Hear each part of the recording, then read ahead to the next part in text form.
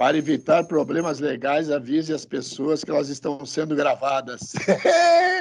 Boa essa, né? Boa. Estamos iniciando o nosso programa Estação Hamburgo de hoje, um programa muito especial. Afinal de contas, todo o programa Estação Hamburgo é especial demais, com toda certeza.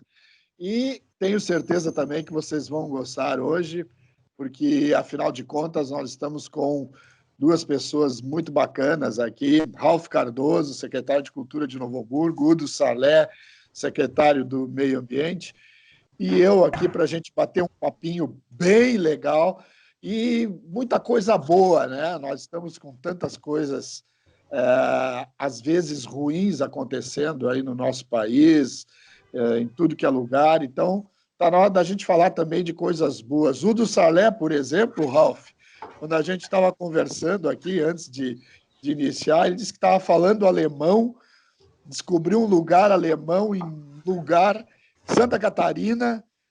Como é o nome do lugar lá, Udo? Muito boa noite. Opa, boa noite. É Vargem do Rio do Cedro. Margem do Rio do Cedro, é isso? Vargem. Vargem mesmo. V de vovô, é isso. E eu não tinha nem ideia. Não, é assim, é dentro do Parque Estadual da Serra do Tabuleiro, né? Tem várias cidadezinhas lá, São Bonifácio, e aí tem esse vilarejo lá. E é bacana porque assim tem uma imigração alemã lá que eu desconhecia, e foi por uma coincidência que eu passeando assim pelo interior, é uma coisa que eu gosto muito de fazer. Acabei conhecendo lá e o que me admirou é que eles não falam alemão, um dialeto como aqui na nossa região, mas eles falam um alemão como se fala na Alemanha mesmo, não dialeto, né? O alemão mesmo, né? E perfeito, assim. É um lugar lindíssimo, abençoado por Deus, com riachos limpos, cachoeiras. É um lugar muito lindo mesmo. E como é que é o Halsschlop? Como é que é o sapato lá, o Schlop lá? Em alemão é Holzschlappen, mas seria o Holzschlapp, né? Holzschlapp. que é aquele tamanco de madeira, né? Usei muito na minha infância isso. Não, provavelmente usaram muito na tua infância isso, né? Nos pés e na bunda também, viu? Ralph Cardoso, muito boa noite. Já usou esse Ralph Schlop aí, não sei o quê? Não, fugi disso, né? Fugi disso. O negócio era não dar motivo. Não dá motivo. Tudo bem, Fernando? Tudo bem, Udo? Boa noite. Uma satisfação aí estar com vocês também. Tá bom.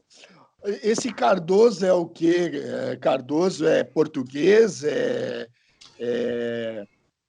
Olha, é brasileiro de tanto tempo que eu não sei de onde vem mais, né? Mas acredito que seja português, sim. Isso vem da família do meu pai, né? São de Encruzilhada, da região de Encruzilhada, aqui mais pro centro do estado. Dali que veio o Cardoso. E a mãe é Thyssen, né? Do Morro dos Bois aqui, desse canto de Gravataí, Novo Hamburgo, mas esse encontro de gente ali. Morro dos Bois é onde caiu um avião de uns passageiros de Novo Hamburgo, é isso? Há muitos anos atrás. Família Kremer lá, não era isso? Perto de Gravataí. Lá é o Morro do Chapéu, eu acho, né? Perto do Morro dos Bois. Tem Morro Agudo, Morro dos Bois, para aqueles lados lá, no sentido de Lomba para Gravataí por dentro ali, né? Sim. Mas dessa história de cair de avião aí, não sei. Não é do teu tempo? Acho que não é do meu tempo ainda. Ixi, agora eu na década de 50.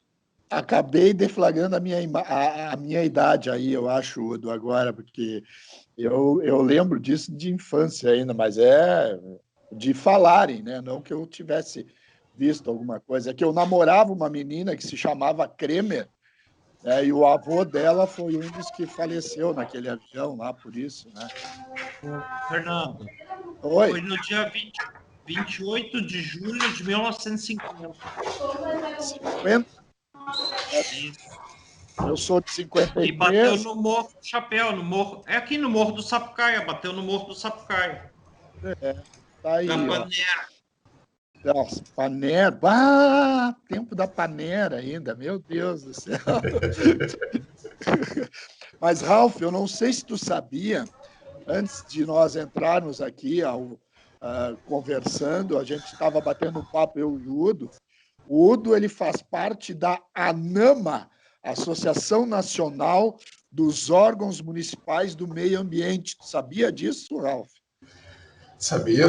O Udo é uma das figuras históricas do movimento ambiental e, de alguma forma, assim, dessa vivência aqui na cidade, né? Pois é. Não é de agora, essa cara de guri do Udo aí engana muito. Pois é, rapaz.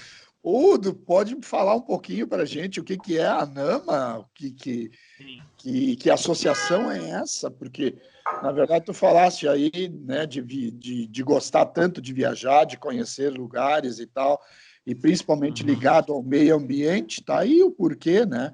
É uma das razões, então.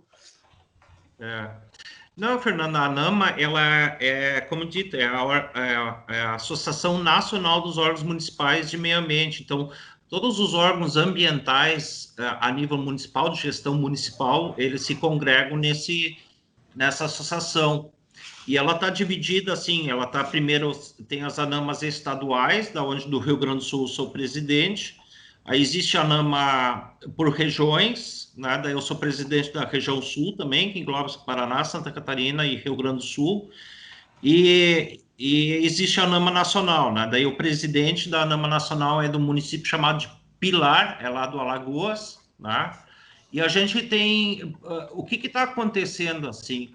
Como as questões municipais estão muito mais fortes, a gente tem trazido algumas grandes novidades, tem participado das grandes decisões, assim, a nível de meio ambiente, a nível nacional, né?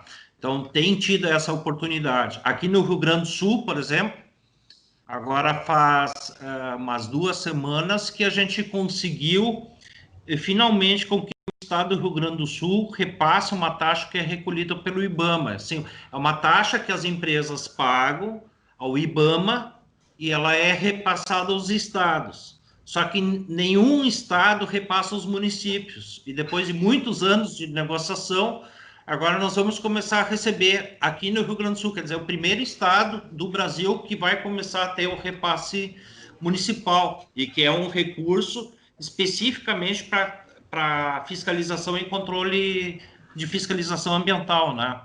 Isso é um recurso muito importante para os fundos municipais de meio ambiente, né? Tem uma ideia de quanto é esse recurso? Esse recurso ele é proporcional ao número de empresas. Quais são as empresas que pagam isso? São todas aquelas empresas que utilizam recursos naturais. Por exemplo, postos de combustível é um exemplo claro, né? Usa recurso natural, então elas pagam, madeireiras, enfim. Então, aqui na nossa região, por exemplo, nós tínhamos um acumulado, porque essa taxa existe de 2011 para cá, né? Na verdade, ela foi instituída no ano 2000, mas a nível municipal, em 2011, até agora, nesses 9 anos, seria alguma coisa equivalente a perto de 1,5 milhão para o município de Novo Hamburgo, né? Mas é claro que esses recursos já não repassados, isso a gente vai ter que ver depois. O importante é que comece a entrar para os cofres municipais dos municípios do estado do Rio Grande do Sul esse recurso para um aporte exatamente na gestão ambiental dos municípios. Isso é um recurso muito importante. Nossa, dá para fazer muita coisa com isso, né? Claro que não é um grande valor, mas é um valor considerável que daria para fazer bastante coisa para o município, para os municípios, né? Puxa. Ainda mais que a gente tem que levar em consideração 2 coisas. Muitas atividades, com o passar do tempo, passaram a ser isentas de licenciamento ambiental, tá? E os órgãos municipais de meio ambiente geralmente se apoiam nos fundos municipais de meio ambiente para fazer a gestão ambiental, tá? Então, o que aconteceu? Com muita atividade passou a ser isenta de licenciamento, por óbvias, as taxas que entravam nos fundos municipais também foram minguando, né, vamos dizer assim. Então, é um recurso muito importante para tu manter essa estrutura que tu precisa no município, que faz parte do Sistema Nacional de Meio Ambiente, que é o SISNAMA, né? Para que tu faça a tua ação de controle ambiental, porque a gente sabe que tanto o IBAMA como o Estado, eles não têm perna para alcançar todos os territórios municipais, né, para fazer essa parte de fiscalização. Então, é uma coisa muito importante, né? Maravilhoso. Quando tu fala em fundo municipal, eu lembro da briga do Ralph e a nossa briga na cultura, né? No Fundo Municipal de Cultura, e, enfim, não só municipal, mas o Fundo de Cultura do nosso país também, e que a gente está esses grandes bate-papos. Eu acho que a cultura, né, Ralph, nunca esteve tão comentada nos últimos dias quanto em Novo Hamburgo, em função da Lei Aldir Blanc, das setoriais que estão acontecendo. Acho que nós temos bastante papo em relação a isso hoje. O que tu quer conversar primeiro? Conversar sobre as eleições das setoriais, formação do novo conselho, Lei Aldir Blanc, tem tanto assunto aí, né? Eu acho que a gente pode puxar, Fernando, um paralelo em relação ao que o Udo traz, né? Porque uma coisa que é fundamental a gente compreender, né? A gente vive numa república federativa, né? E eu lembro de várias outras épocas, né? Principalmente no período eleitoral, onde se fala muito no pacto federativo, né? O pacto federativo nada mais é do que a gestão de recursos como esse que o Udo trouxe agora, do meio ambiente, ou da cultura, ou da segurança, ou da educação. A gente está numa discussão muito grande nacionalmente também, né, em relação ao Fundeb, né? Aprovar o Fundeb significa manutenção das escolas e dos modelos de funcionamento que nós temos hoje, né? Não aprovar o Fundeb significa a instauração do caos, né, na gestão pública das redes municipais. Então, quando a gente pensa num país, né, do tamanho do Brasil, com os seus regramentos já existentes, a gente passa pela lógica de um pacto federativo. E para isso tem, como o Udo trouxe, o Sistema Nacional do Meio Ambiente, a gente tem o nosso Sistema Nacional de Cultura, né, que também tem essa capilaridade, né? É um grande guarda-chuva nacional que dentro dos 27 estados, né, dispara para os sistemas estaduais de cultura, e dali um guarda-chuva um pouquinho mais próximo dos municípios, o sistema municipal acaba irrigando o sistema estadual acaba irrigando os sistemas municipais de cultura. Uma coisa curiosa, assim, né, no Rio Grande do Sul, até mais ou menos uma semana e meia atrás, a notícia que nós temos é que nós temos no Rio Grande do Sul 25 cidades com sistemas municipais de cultura, né? Para 497 municípios, isso é uma diferença gigantesca. Tá? E o Sistema Municipal de Cultura é tudo isso que permite a gente discutir em Novo Hamburgo hoje, com uma forma mais estruturante de política pública, por exemplo, Aldir Blanc, os editais em relação ao recurso do fundo, a própria constituição do Fundo Municipal de Cultura como uma forma democrática de gestão de recursos, né, setoriais, no nosso caso da cultura. Então, os sistemas, eles são fundamentais, assim, a concepção, né, a implementação deles, mas, ao mesmo tempo, a operação desses sistemas, né? A gente está falando, por exemplo, da Aldir Blanc em 3 bilhões de reais, né, como um recurso emergencial para os agentes culturais, para os espaços culturais. Se a gente olhar a previsão de orçamento do fundo de 2020, né, a gente está falando de algo próximo a 1 bilhão e 400 mil reais. Né? É mais ou menos a média dos últimos anos. Né? 2019 foi parecido, 1 bilhão 450 milhões, 2018, 1 bilhão 270 milhões, 2017, 1 bilhão 330 milhões, e isto significa que é uma previsão, mas não que tenha sido executado. Né? Então, esse recurso acaba dentro do fundo proporcionando hoje esse saldo que nós temos ali com o recurso do orçamento de 2020, mais o saldo não utilizado dos anos anteriores, a cultura tem 3 bilhões para essa ação emergencial. Mas, se anualmente o Fundo Nacional de Cultura irrigasse os fundos estaduais e, consequentemente, os fundos municipais, na mesma proporção, Novo Hamburgo teria uma média de R$800 mil por ano do Fundo Nacional de Cultura. Via de regra, não recebe nenhum real. Nós não recebemos recursos do fundo nos últimos 3 anos. Então, existe uma disparidade em relação às receitas, existe uma disparidade em relação a essa discussão e existe uma não implementação de política pública a partir de um sistema que já é constituído. E sem dúvida nenhuma, na medida em que os sistemas forem irrigados com recurso, a ocupação desse debate pelos setores sociais, seja o poder público municipal, seja o poder público estadual, sejam as entidades representativas, no nosso caso dos artistas, dos agentes culturais, nós produziríamos muito mais política cultural a partir desse financiamento. Então, não se faz política pública sem financiamento, ao fim e ao cabo. O Udo queria fazer uma pergunta, Udo? Não. Fez um gesto assim de...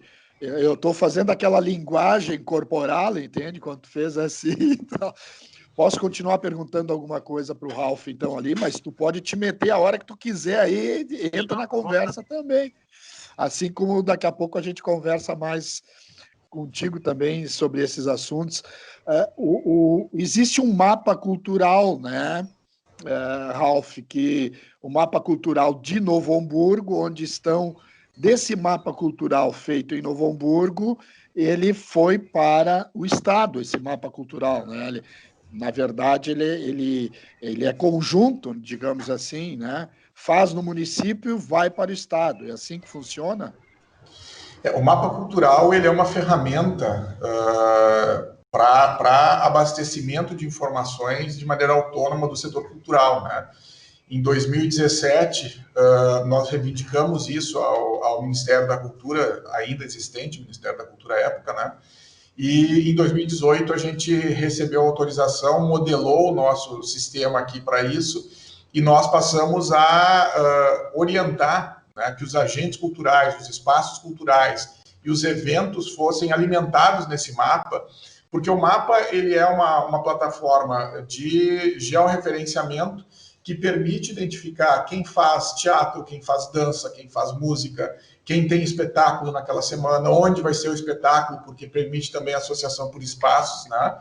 Porque por ser justamente uma ferramenta autodeclaratória, ou seja, eu não preciso de ninguém para entrar no mapa, eu digo que eu existo, eu digo que meu espaço existe, e eu conto o que vem acontecendo, seja na minha carreira, seja no meu espaço artístico, no meu espaço cultural, convidando as pessoas para isso.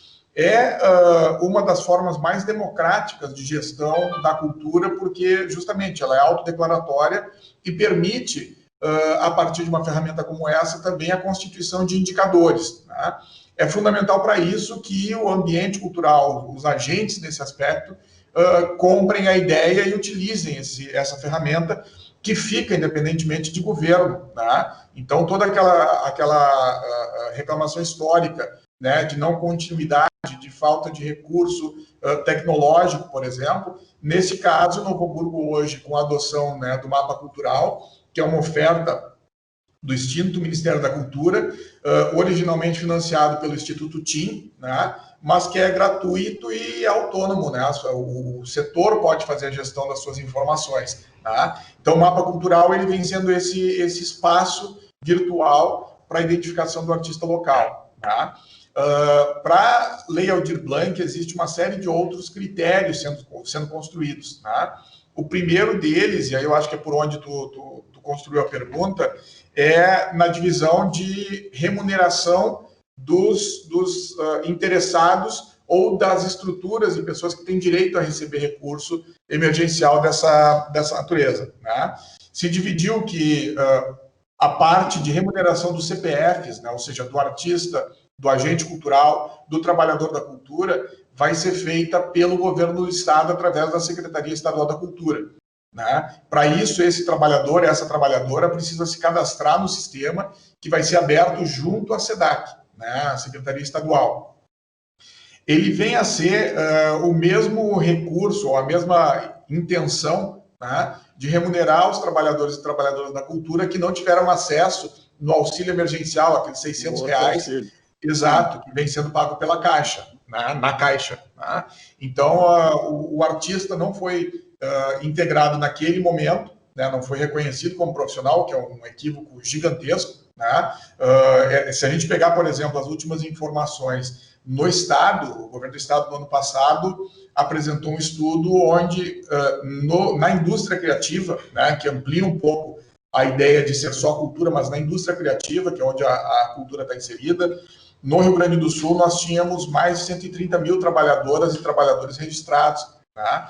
Isso é muito impactante, é mais gente do que o setor calçadista, por exemplo, emprega ou empregava em 2018. Né? Então, eu acho que esse recorte, esses paralelos, né, são fundamentais para a gente saber o tamanho de cada coisa. Né? Quando a gente olha para um artista, né, e o Fernando, eu acho que traz bem essa experiência, e todos conhecem o Fernando, né, da Paranoia desde muito tempo. Tá?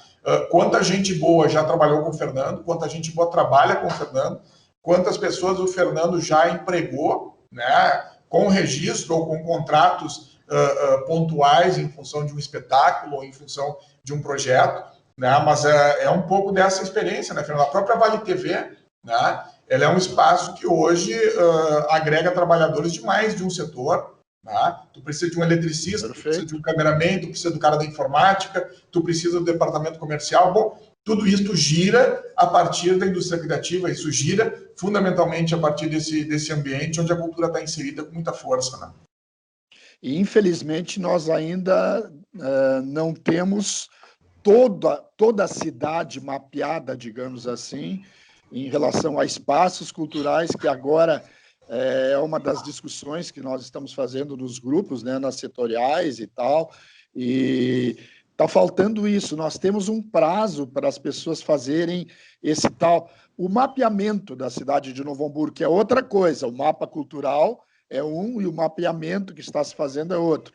Se tu puder falar um pouquinho só desse mapeamento, porque eu acho importante que aquelas pessoas que estão assistindo o programa hoje possam, de repente, ficar atentas a isso, né? A se inscreverem no mapeamento e no mapa cultural, afinal de contas, né, Ralf? Exato.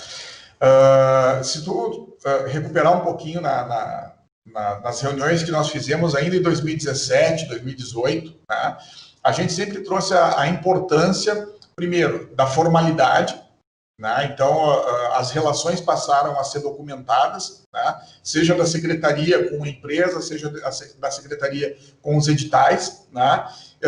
E, ao mesmo tempo, a gente sempre buscou qualificar muito esse setor, porque, nesse momento de crise, tudo que foi feito antes é um trabalho já resolvido. Né? Então, aquele espaço, aquele agente cultural que se regularizou, né, que constitui a sua MEI ou que regularizou a condição da sua microempresa, né, que fez o seu cadastramento no mapa cultural, essa estrutura nós já sabemos que ela existe, é muito mais fácil acionar. Né? Tanto que a gente vem fazendo já há 4 ou 5 semanas reuniões abertas através da ferramenta do Google Meet, né, que é uma ferramenta gratuita, e as reuniões abertas a quem tiver interesse, não tem baixado de 45 pessoas o número de participantes, né, do setor cultural nesse assunto.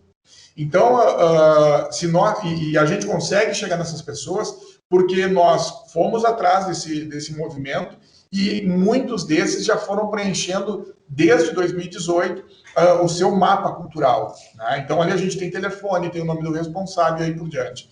O momento que a gente vive hoje, ele exige, né, que os espaços sejam reconhecidos, mesmo que informais. Né? Vou trazer um exemplo. Uma escola de capoeira, por exemplo, que funciona na associação de moradores de algum bairro. Né?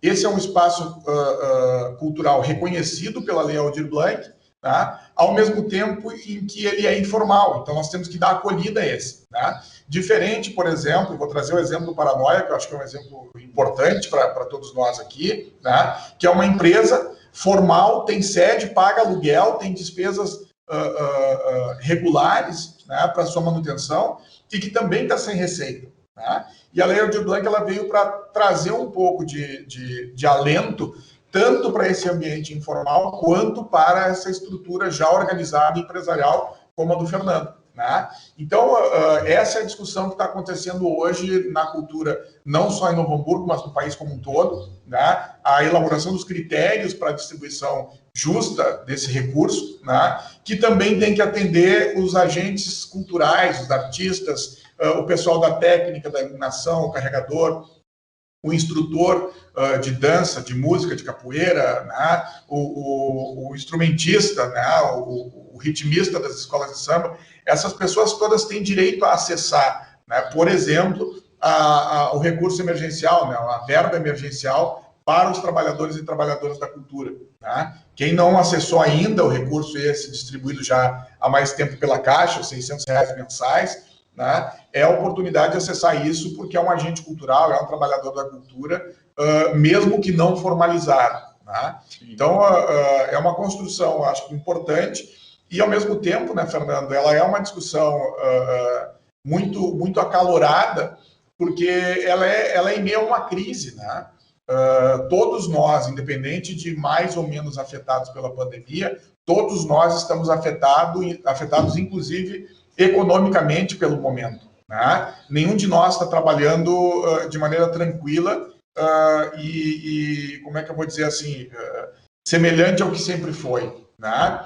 Nós, da cultura, não podemos hoje produzir a maior parte das nossas atividades porque elas aconteciam dentro de ambientes ou em espaços com muita aglomeração. Né? Então, a gente está tendo que se reinventar também. Né? E é nesse cenário que a gente precisa construir tranquilidade, né, para escutar e para poder também manifestar as posições, mas para elaboração de um caminho único, assim, né, como eu disse, da forma mais justa e buscando contemplar ao máximo assim, a expectativa de cada interessado, de cada interessada, mas sempre pensando que existe uma coletividade e um grupo muito grande de beneficiários, né, que precisam fazer parte desse processo. O do Sarleto sabia de tanta gente envolvida assim na cultura, em tudo. Quando o Ralph fala em técnicos, atores, diretores, músicos, oficineiros, artes plásticas, palhaços, afinal de contas, tem um pouco de cada coisa. Tu viveste um pouco da tua infância com teu pai, isso, de uma certa forma, né? E já também, fazendo uma segunda pergunta, dentro do meio ambiente, também tem tantos trabalhadores diversificados assim? Sim, sim. Bom, em primeiro lugar, sim. Né? Eu quando estava na escola, também eu tinha essa coisa do teatro muito forte lá na fundação. Eu fazia teatro, fazia com bolota, né? Fazia com bolota. Meu Deus né? do céu. Tá morando, eu acho que Rondônia, né? Trabalhando. Fazia teatro com bolota e fui em amostras de teatro. Tinha a tese, que era a amostra de teatro das escolas evangélicas, né? Já que eu estava na Fundação Evangélica, né? 15 anos! E apresentei, fiz 3 peças, né? Na primeira, e na segunda e na terceira série de segundo grau. Então, a gente fez 3 peças e levou para essas amostras, né? Então, tem essa coisa assim. É claro, a gente não se dá conta de quantos profissionais tem envolvidos, é verdade, em toda a produção, todo o apoio, né? A gente sempre pensa na questão cultural, pensa imediatamente no artista, né? Mas não se dá conta de quantas pessoas estão envolvidas em toda a estrutura necessária para o espetáculo, né? Isso é uma... a gente logo pensa assim, puxa vida, o artista tal não está conseguindo fazer o seu show, né? A sua renda, mas por trás dele tem tanta gente nessa parte de apoio para que saia o espetáculo dele, né? Que loucura. E no meio ambiente também não é diferente, né, Fernando?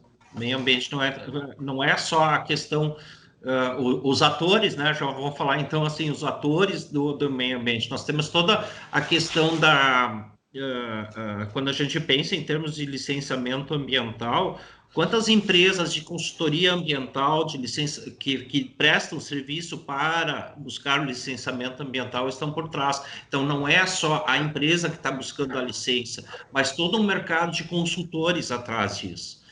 Mas isso é uma coisa assim que, por exemplo, a pandemia, ela não trouxe, dentro dos órgãos de licenciamento ambiental, ela não trouxe esse prejuízo de mercado sob o aspecto da falta de poder dar atividade, por exemplo, dentro do órgão público, né? Como, por exemplo, hoje a Secretaria de Cultura está com uma limitação muito grande de fazer espetáculos, né? Nós aqui, nós há 2 anos atrás, nós investimos num sistema e hoje o licenciamento ambiental ele continua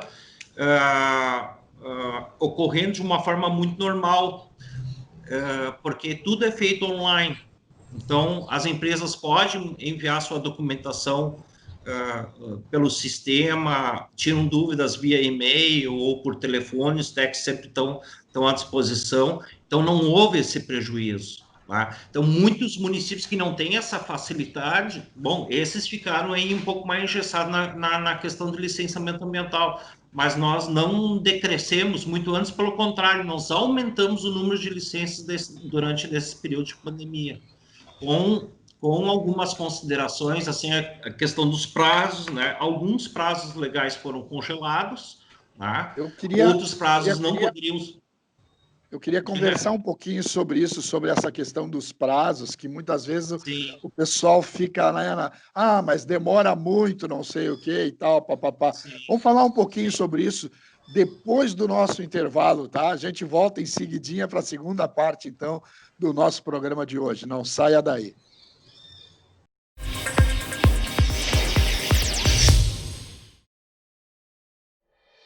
Um ambiente tem que ser original, assim como você sonhou. Por isso, a Brown Móveis possui padrões, medidas e acabamentos que materializam cada detalhe que você projetou para o office, executivo ou residencial. Nosso objetivo é entregar móveis como você sonhou. Brown Móveis Campo Bom, Rua Jorge Coque, 125, no centro de Campo Bom.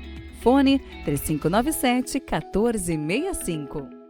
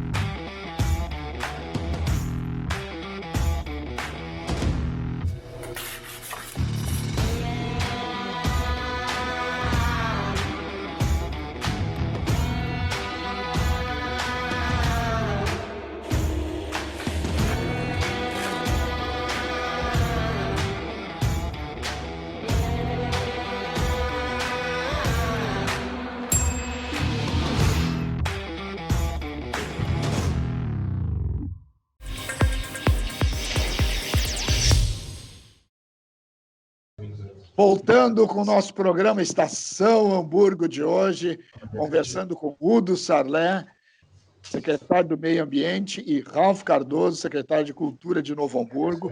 A gente estava falando, Ralf, Udo, a gente estava falando sobre os prazos, né? Essa questão desses prazos aí. Como é que está isso para ti? Como é que tu sente isso? Tem muita reclamação ainda do tempo de prazo para liberação, meio ambiente, como é que está isso? Não, na verdade, Fernando, a gente desde 2017 começou a trabalhar bastante na questão dos prazos, né? Uma das coisas que a gente tem várias ações que a gente tomou. Uma delas foi logo em 2017 a gente também acabou chamando 11 novos profissionais, né, para o nosso quadro de técnicos. E isso já deu um incremento bastante grande assim nas questões ligadas ao licenciamento ambiental e na fiscalização ambiental. E como eu falei há pouco, né, a parte de nós termos hoje um sistema totalmente digital para licenciamento ambiental, ainda temos alguns processos físicos, né, que ainda não foram, vamos dizer assim, são anteriores à implantação do sistema, isso trouxe uma agilidade muito grande, né? Isso trouxe uma possibilidade de análise de vários técnicos no mesmo processo, quando não há dependência de um parecer de um outro técnico. Então, várias pessoas podem olhar e visualizar esse processo. Então, a gente não fica mais naquela tramitação de papel, né? Tudo via sistema. Isso realmente traz uma agilidade fantástica. Tem uma outra coisa, assim, nós também, o que a gente fez? A gente otimizou e sempre, vamos dizer assim, quando uma pessoa entra com processo de licenciamento, ele tem um termo de referência, um rol de documentos que tem que apresentar. Tá? E a gente sempre teve essa preocupação de não exigir nada mais do que aquilo que seja realmente essencial para o processo de licenciamento. Então, muitos documentos que antes... Isso. E a legislação também, a gente também teve o benefício, vamos dizer assim, desde 2018 também, houve uma reavaliação por parte das resoluções, tanto do Conselho Nacional de Meio Ambiente, em especial o Conselho Estadual do Meio Ambiente, nos processos de licenciamento. Né? Nós temos também a Lei de Liberdade Econômica, que também teve uma influência em cima do processo de licenciamento, onde a gente também fez a adesão a algumas coisas, apesar de que ainda se discute muito sobre a questão da Lei de Liberdade Econômica, porque são... Como é que eu vou te dizer assim? Não são coisas que ficaram consolidadas. Nós temos, assim, para entender melhor, no Brasil, nós temos cerca de 80 mil regras, ou leis, ou normas de meio ambiente. Tá? Então, está se tentando reduzir isso. Tá? É impossível qualquer ser que esteja trabalhando em licenciamento ambiental ter conhecimento de tudo que está acontecendo. Tá? E essa é a nossa preocupação, tanto é, como eu falei há pouco, assim, da ANAMA, né? A nossa preocupação também tem uma lei nova de meio ambiente que está saindo, a Lei Geral de Licenciamento, nova Lei Geral de Licenciamento. Isso também vai ter uma influência, tá? E aí a gente, através da ANAMA, consegue participar desse processo, apesar de que as coisas estão sendo discutidas na... 4 gotinhas de café para pegar Câmara e no Senado, né? Primeiro na Câmara. O Ralf está trocando café por suco de laranja ali. Não, me pediram minha chave aqui, eu disse, troco por café. Tá. Boa. Então, mas assim, voltando assim à base da tua pergunta, a questão de prazos, tá? Uma coisa tem que ficar bem claro.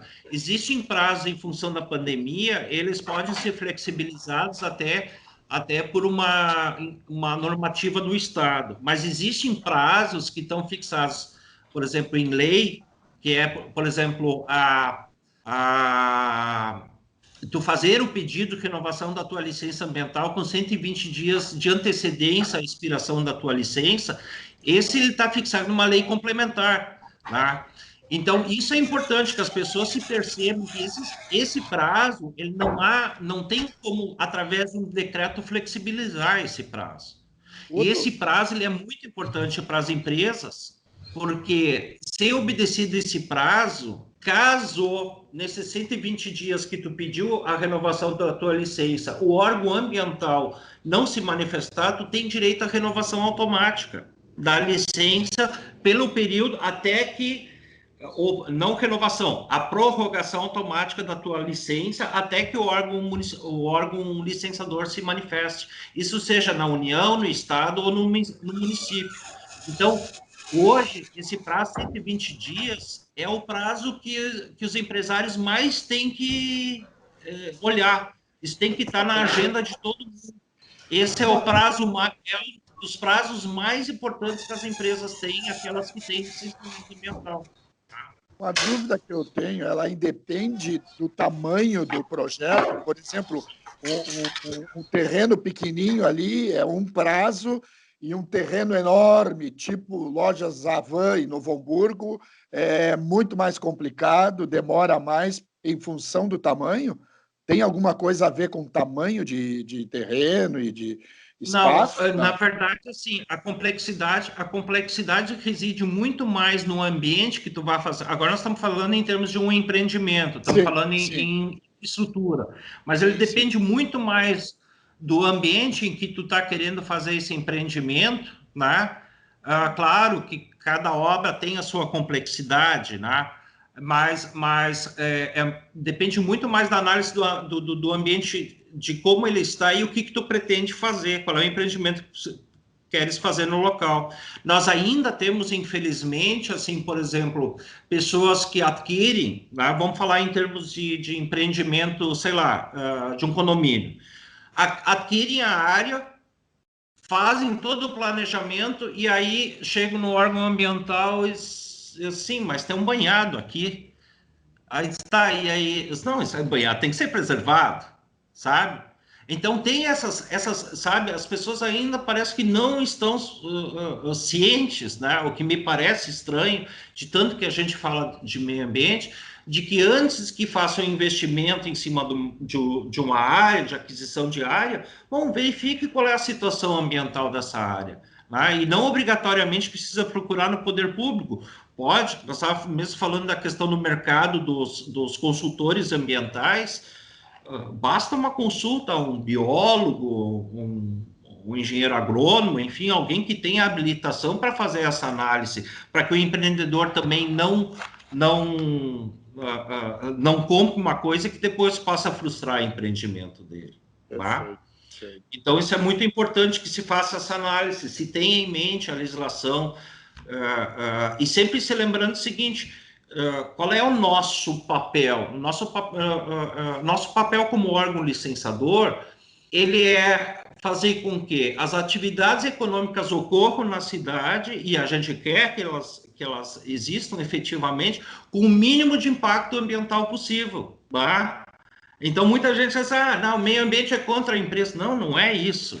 Tá? Nós queremos que todas as atividades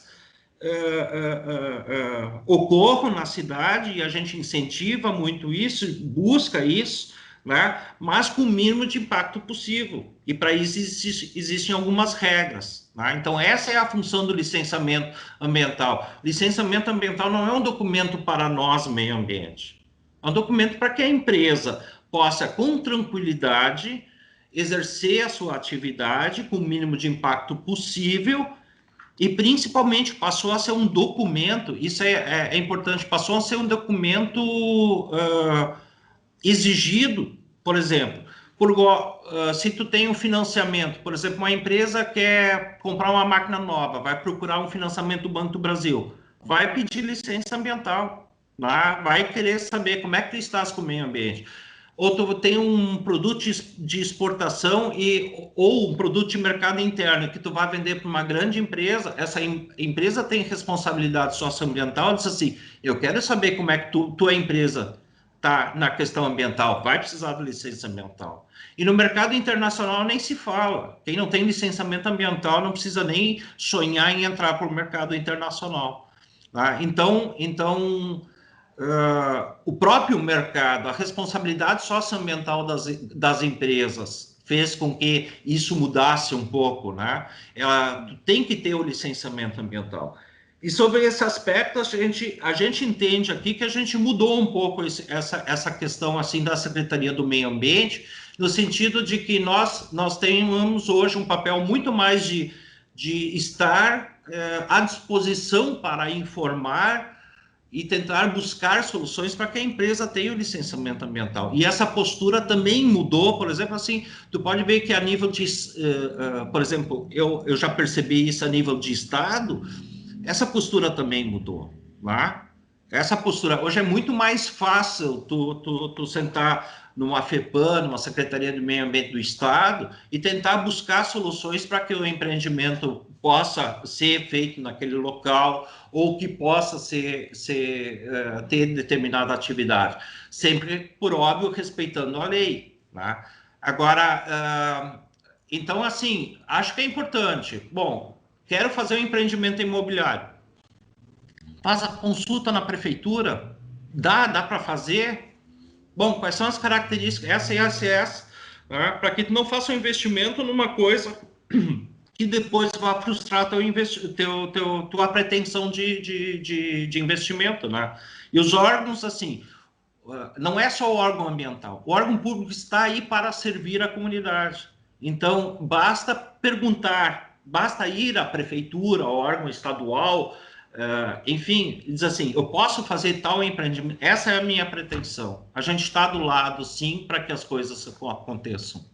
Resumindo, tanto na cultura quanto no meio ambiente, tem gente que vai chamar vocês de chato daí. Vocês dois são os chatos da história, mas, na verdade, a burocracia é muito mais complicada, muito mais chata, digamos assim, do que vocês que seguram, às vezes, as coisas, tem que segurar a peteca, né?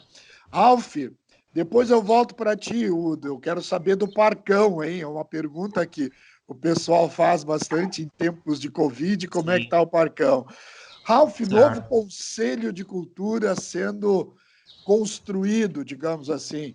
Estamos chegando ao final da construção. Eu acho que essa semana, né, termina. Não sei se é hoje ou amanhã. São as últimas setoriais sendo eleitas, é isso? Essa é uma das ações que a burocracia exige, assim, né, Fernando? Falando de burocracia, né?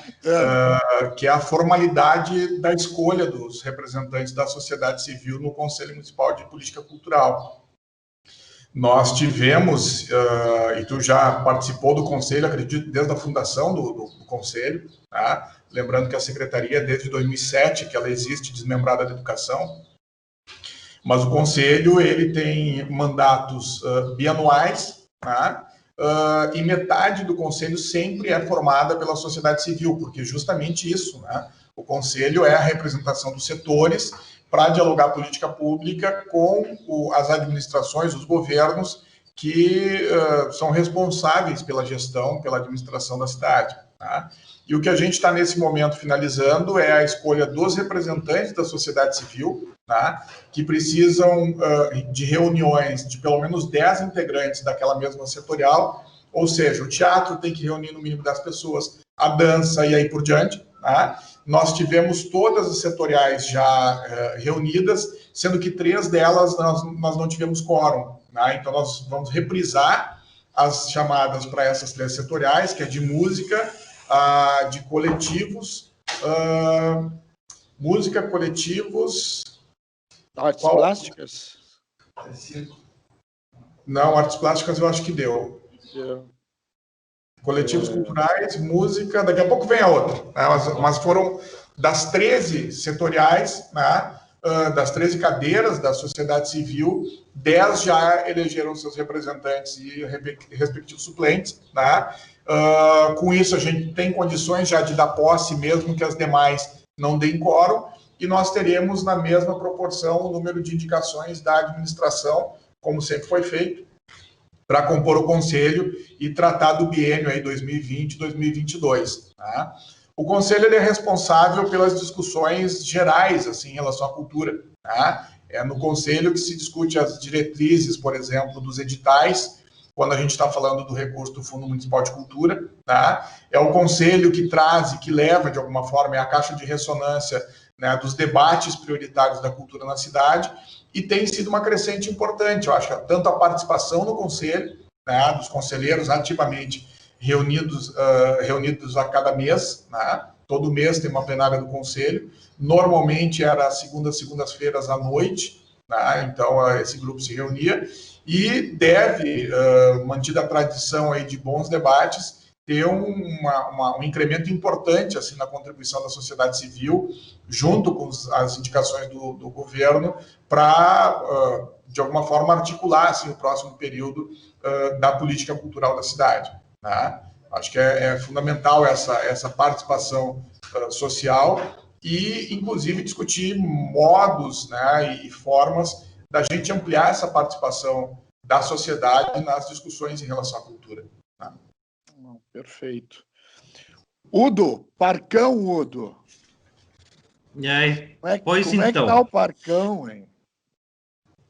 E os parques do concurso final também, né? Não só o Parcão, Parque Floresta Imperial, que sempre tinham um movimento bastante grande lá, né?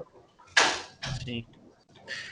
Assim, os parques, a gente ainda está com os parques com acesso restrito, né, em função da pandemia, tá? Mas uma das coisas, assim, bacanas que a gente pode olhar, assim, se por um lado, ok, puxa vida, a gente não tem acesso a esse espaço de lazer em função de pandemia, mas por questões de saúde mesmo e questões sanitárias, né? Por outro lado, a gente eu tenho observado algumas coisas que têm acontecido no Parcão, que são bem interessantes, né? Assim, a fauna, ela retoma um espaço ou se sente mais à vontade, né? Ela se sente mais à vontade. Então, esses dias estive lá no Parcão, porque nós temos um setor da Secretaria do Meio Ambiente lá, que é a parte de proteção ambiental, e observando, assim, araquãs chegando muito próximo à casa, a gente vê uma mudança, assim, em termos da fauna, ela se sentir mais à vontade, né? Se pensar, nós tínhamos um afluxo, nós chegamos, eu acho que foi no dia 11 de setembro do ano passado, nós chegamos a ter 5.500 pessoas no parque, né? Que nós temos aquele contador eletrônico lá. Então, nós tínhamos uma média, assim, entre 2.200 a 2.600 pessoas visitando o parque em final de semana, dependendo do dia, né? E isso, claro, isso faz uma diferença agora com o parque não acessível às pessoas, né?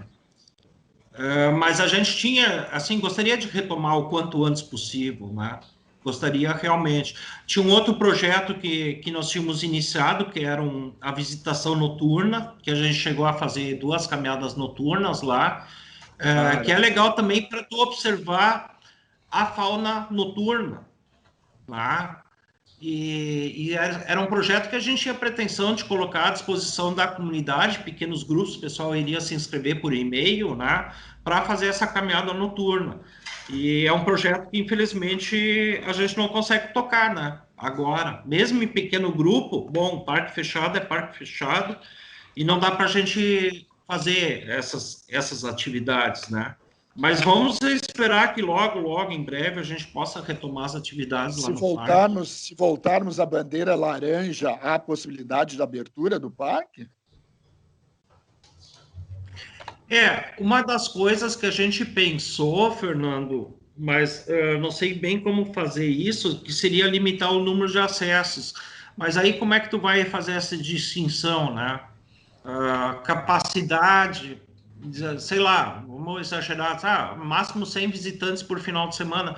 Não consigo fazer isso, né? Aqueles que não vão ter a vez ou não chegaram a tempo, né? É complicado isso, né? Então a gente espera que a gente possa, assim, sabes, né, que eu também estou na fiscalização da parte Covid, então que as soluções sanitárias, né, no caso vacina, venham o mais rápido possível para que a gente possa voltar à normalidade, não só na visita ao Parcão, mas na nossa vida como um todo, né? Perfeito.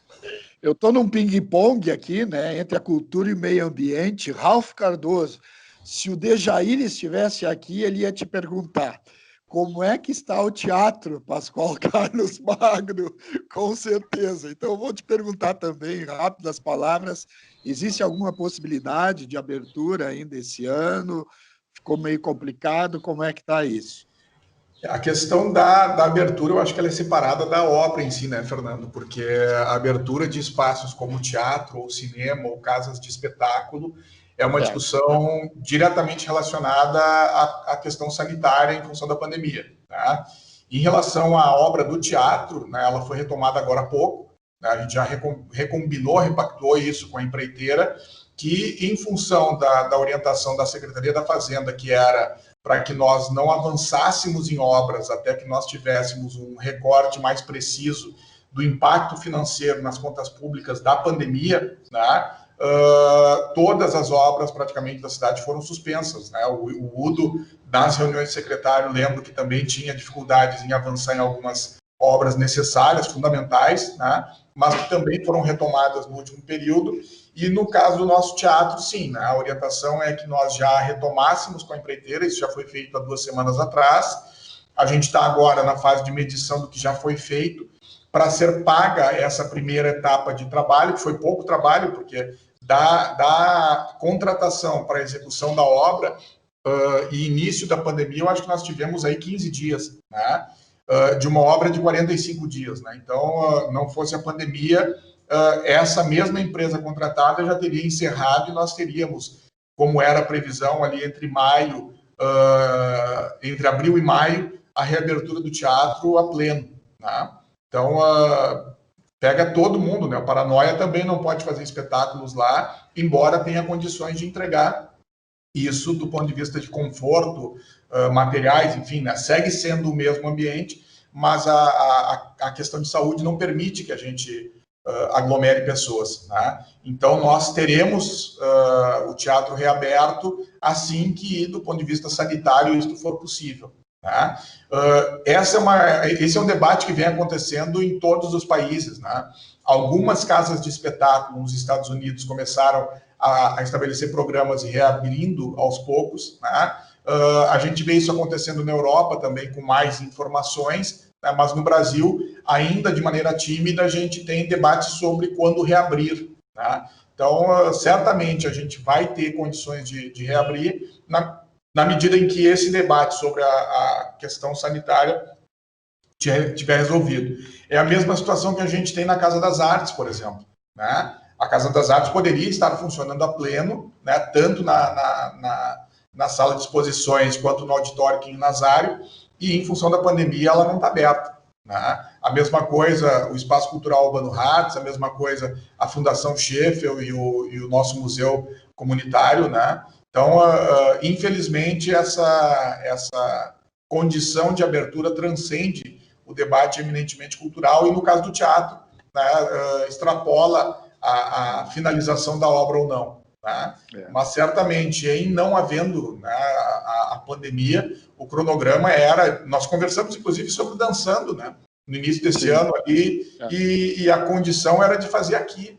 Né? Era uma possibilidade muito real esta, porque nós acreditávamos nisso de verdade. Né? Mas, infelizmente, a pandemia segurou, do ponto de vista orçamentário, tudo o que acontecia na cidade, até um novo mapa, até uma nova rodada assim, de avaliação dessa condição, permitir, como já foi o caso, a retomada das obras, de algumas delas, né?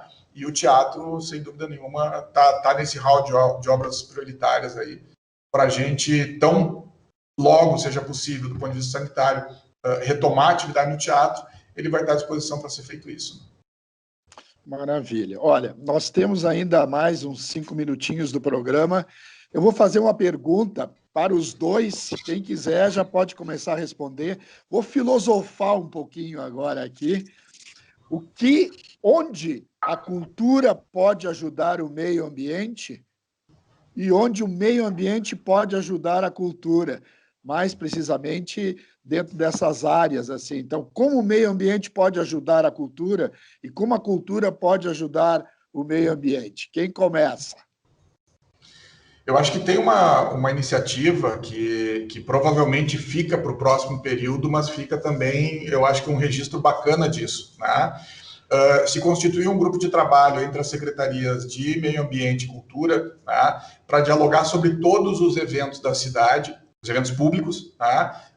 Para que nós tenhamos uma medida de compensação de carbono, ou seja, toda a poluição gerada a partir dos eventos públicos municipais, existam medidas, né, de mitigação ou mesmo de compensação total desse desgaste, desse abalo à natureza. Né? E isso começou já no ano passado, né, porque é importante encontrar também um ponto de equilíbrio. Né? Isso significa, invariavelmente, mais despesa, né? Para que tu possa compensar, seja com plantio de árvores, seja com a construção de cisternas, por exemplo. Né? Mas o UDO vem sendo um parceiro fantástico assim, para todas as discussões, né? no que a cultura demandava. Então, certamente, essa é uma pauta que o próprio Conselho Municipal da Cultura vai poder contar, seja com o UDO, seja com a Secretaria do Meio Ambiente, para avançar num diálogo tão importante quanto esse, né? Que é tanto quanto a gente estraga, a gente arruma, né? Mais ou menos nesse sentido. E eu acho que é educativo, assim, né? A gente ter estruturas como cultura, como meio ambiente, sempre numa perspectiva transversal, assim, de política pública. Muito bem. Eu vejo outras coisas, assim, o que a cultura pode ajudar o meio ambiente, né?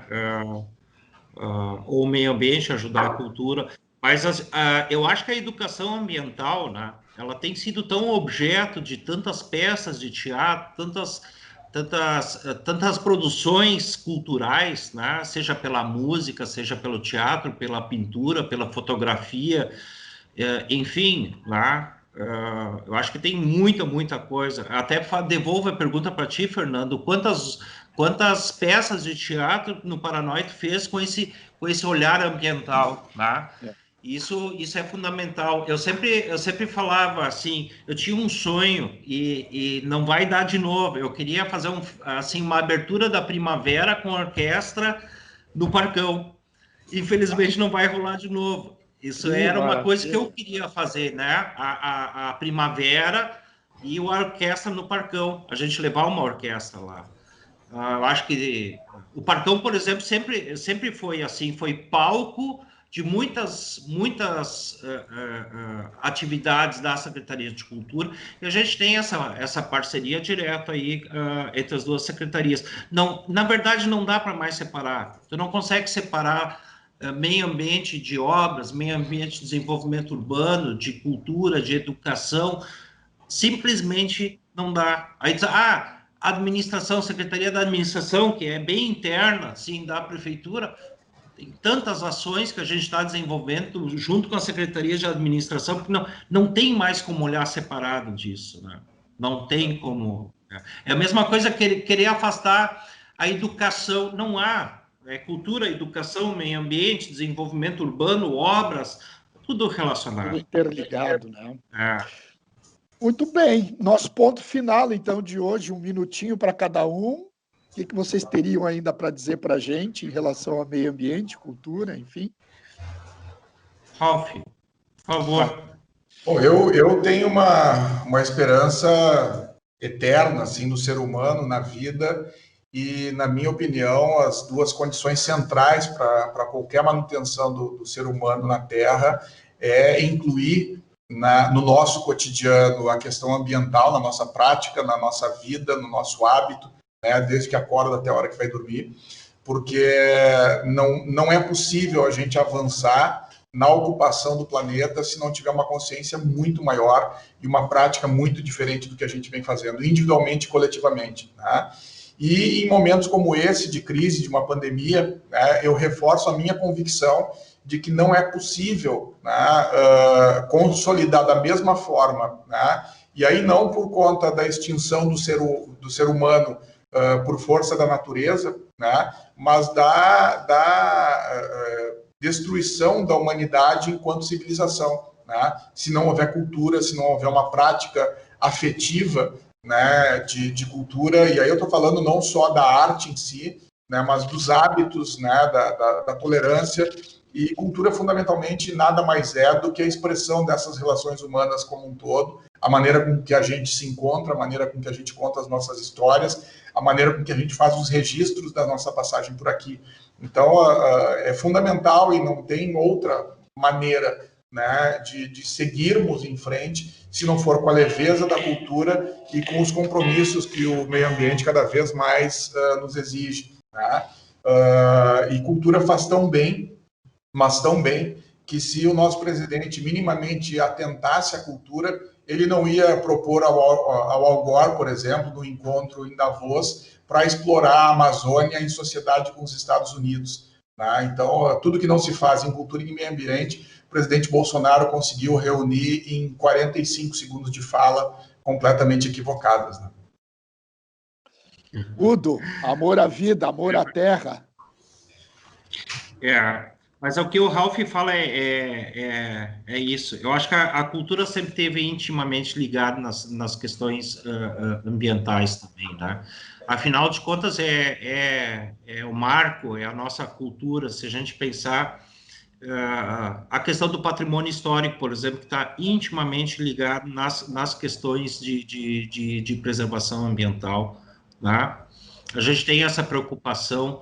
Eu lá, já na primeira semana do Meio Ambiente 2017, a gente já fez uma grande alusão à questão do patrimônio histórico, que também tem que ser tratada sob o aspecto aqui dentro da Secretaria de Meio Ambiente, tá? Mas, enfim, como meu último recado, eu vejo isso também, né? Eu vejo isso, que a Secretaria de Cultura e a Secretaria do Meio Ambiente, não há mais outra opção que não nós trabalharmos junto de uma forma una, né? No sentido de tentar buscar avançar, tanto nas questões culturais como de meio ambiente. Educação ambiental, que sempre é tão presente na cidade como um todo, né? Acho que na cidade como um todo. A gente sempre teve esse marco muito forte da educação ambiental. E aí já estou falando lá da Secretaria da Maristela, né? Talvez um dia a gente possa ter essa conversa em conjunto. Mas não há como separar. Então, fica assim como recado final. Uma das coisas que eu gostaria de deixar marcado aqui, que me preocupa muito, voltando ao assunto licenciamento ambiental, de que aquelas empresas que efetivamente têm licenças ambientais, que estão por vencer, que façam contato com a gente, tá? Que busquem orientação sobre os prazos, isso é muito importante. Tem prazos que nós podemos gestionar com decreto, outros prazos estão em lei federal complementar e essa a gente não consegue gestionar. E a gente gostaria de sempre ser a solução e não o entrave. Essa é a nossa grande missão. Muito bem. Muito obrigado pela participação de vocês. Achei um programa excepcional. A gente conseguiu conversar sobre vários assuntos. Muito bacana mesmo. Agradeço ao Udo, agradeço ao Ralph. E o Estação Hamburgo de hoje fica por aqui, mas amanhã tem muito mais. Muito obrigado, muito boa noite. Boa noite. Boa noite.